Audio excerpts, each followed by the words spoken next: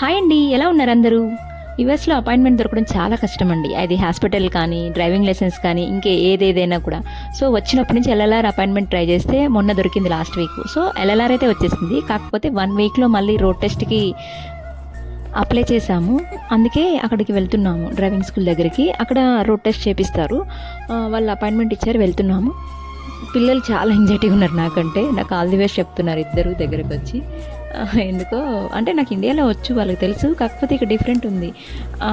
అది కూడా నేను ఒకసారి చెప్తాను నీకు, ఇక్కడ అక్కడ చాలా డిఫరెన్స్ ఏంటనేసి. హస్బెండ్ కొంచెం టైం తీసుకుందాం అన్నాడు. కాకపోతే నేను చాలా యాంగ్జైటీగా ఉన్నాను, అంతే ఫోకస్డ్గా ఉన్నాను. ఎలా అయినా టార్గెట్ పెట్టుకున్నాను డ్రైవింగ్ లైసెన్స్ రావాల్సిందే అని.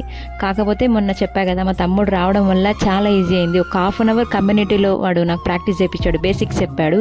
అందుకే అదే ధైర్యంతో డైరెక్ట్గా రోడ్ టెస్ట్కి వచ్చేసాను. ఇక్కడ కొంచెం మెయిన్ రోడ్ మీద ఎక్కువ స్పీడ్ ఉంటుంది, అదొక్కటి కొంచెం చూసుకోమని చెప్పారు అందరూ. నాకు డ్రైవింగ్ టెస్ట్కి వచ్చిన నా పక్కన కూర్చున్న అతనైతే అరిచేస్తున్నాడు పెద్దగా. తను అరిచినప్పుడల్లా నా మైండ్ డిస్టర్బ్ అవుతుంది. ఎందుకంటే ఎంతైనా కూడా మన ఇండియా కాదు కదండి, ఇది వేరే దేశంకి వచ్చాం కాబట్టి అదే భయం ఉంటుంది. కాబట్టి అట్ ది సేమ్ టైం అదే ఫోకస్డ్గా ఉన్నా కాబట్టి చేయగలిగాను అనమాట.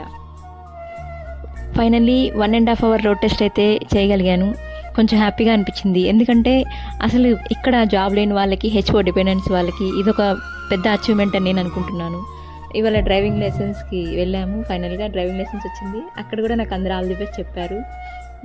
సో హ్యాపీ, ఫైనల్లీ నా డ్రైవింగ్ లైసెన్స్ వచ్చేసింది. సో నెక్స్ట్ వీడియోలో సింగిల్ డ్రైవింగ్లో కలిసేసేద్దాం.